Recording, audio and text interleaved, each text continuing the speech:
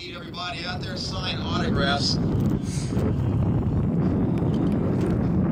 Here is showing that 400 degree per second roll rate. That means the aircraft can actually roll to an aileron roll in under a second. Of course, one roll being 360 degrees. These aircraft today, all of these performance aircraft with the monowings are capable of roll rates in excess of 400 degrees per second. And folks, let me tell you, having gotten a ride a couple of times with these folks, it will turn your head upside down. I have no idea how they're able to keep right side up and upside down and do what they do. I believe taking off right now is a gentleman by the name of Bob Lessman in that blue T-6 S&J. That was actually built.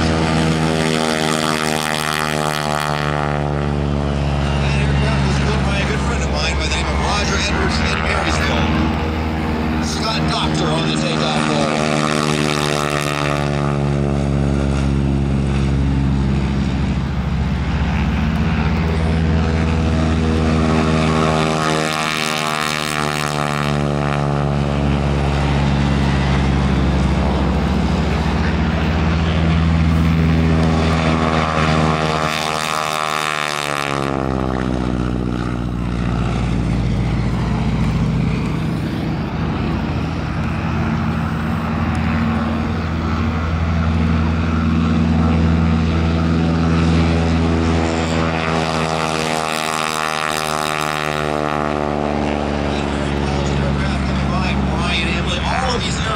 The Texan, the T-6, or the SNJ, depending on the Navy or Marine Corps designation, Navy or Army Air Corps. Hey, give Jared a wave when he comes along the line there.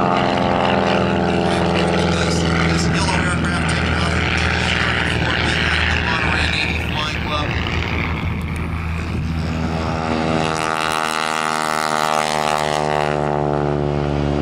The canopy's going to open up here real quickly, folks. We'll see. Ladies and gentlemen, not only in his first year at Watsonville, this weekend, ladies and gentlemen, was his very first air show ever. How about a big round of applause? Now, as this SNJ formation sets up, I use the term SNJ, which is the Navy variant of the aircraft. You'll see John Culver fly later. Or the T-6, nearly identical aircraft. We're seeing a couple of those come on in there right now. Bob Lessman in the blue, Scott Doctor in the silver. Showing their very, very close formation. Look at that range on there. Just a couple of feet separation between those two aircraft. Scott Doctor got locked in on his flight lead. The third aircraft is Dean Thomas. You can recognize him because of the checkerboard cowling around the engine, just aft of the propeller. Followed by Bill Hartman with the yellow cowl on his aircraft. The aircraft you're seeing before you, these SNJs, originally flown in April 1st of 1935, and almost 16,000 of these aircraft were built in the 1930s and 40s. And this beautiful example here, flown by Ryan Imlay, many, many hours of work to keep that aircraft in that gleaming, polished aluminum. Just fantastic. Ladies and gentlemen, it is my pleasure to introduce to you Mr. John Culver and his Marine SNJ-5 Texan, affectionately called War Dog.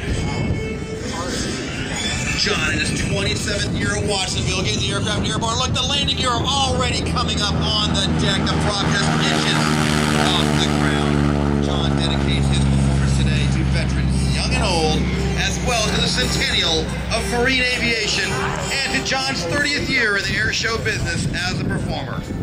John's aviation career began at the age of 13. He had to ride a flight to the airport in order to take his lessons at the age of 16. And before he even had a driver's license, John soloed 5 different types of airplanes. At this time, John's flying career spans 40 years. He has logged more than 15,000 hours and has flown more than 50 different types of aircraft, including the Goodyear blimp Columbia and television's Airwolf helicopter. John has flown numerous airplanes, from turboprops to jets, for Northrop Grumman, the aerospace company. As a corporate pilot there, he flew such notable figures as former Vice President Dick Cheney, California Senators Barbara Boxer and Dianne Feinstein, as well as former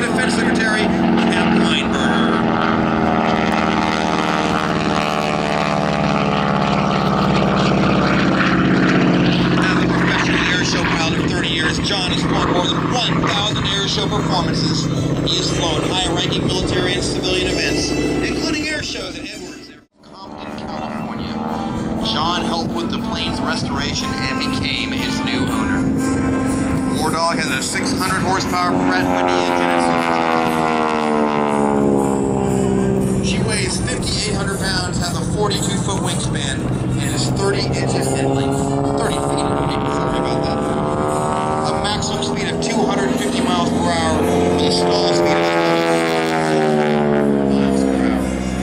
Now, as we said earlier, that unique note you hear from the aircraft is due to the plane's propeller tips going supersonic, meaning those prop tips are actually going faster than the speed of sound, resulting in that miniature sonic boom that gives the T-6 its distinctive sound. Heading close, pan canopy can give John temperatures of over 130 degrees in the cockpit of War Dog.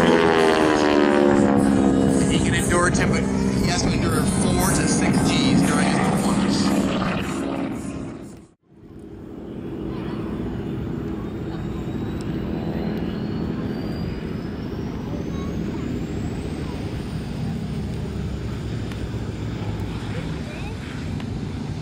Now, if you notice the T-6 coming in for the landing, I will tell you the one unique thing about the T-6 is the difficulty in flying and in particular landing this aircraft. It is known as one of the most difficult warbirds to land. Student pilots were terrified of landing the aircraft because they had to make the grade landing that aircraft to be able to progress on to their fighter or their bomber aircraft.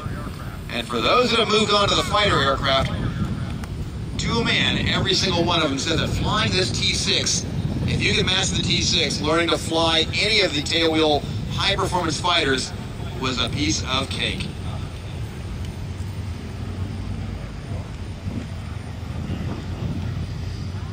Oh, look at that. See here, you see there's a pretty good gust of wind taking that aircraft. And watch the tail. You'll see the rudder as he works the rudder. The aerodynamic effect of the wind going across the rudder keeps that aircraft tracking down the runway. The T-6 always wants to steer left or right on the ground. It's like pushing a golf or a shopping cart backwards. As soon as you let go of that shopping cart, what does it do? It spins around the other direction. That's the best analogy I can give you on that. I do want to point out that the C-130 over here from Moffett Field, the Air Force Reserve, you'll hear it firing up its auxiliary power unit. And unfortunately, we're going to have to allow that aircraft to depart. They have been tasked with a real-world mission, and they need the aircraft back at Moffett or deploying across the sea. They don't know the nature of the mission they need, but the crew has been called into the aircraft, and we are working to get vehicles and aircraft moved. Of course, my credit.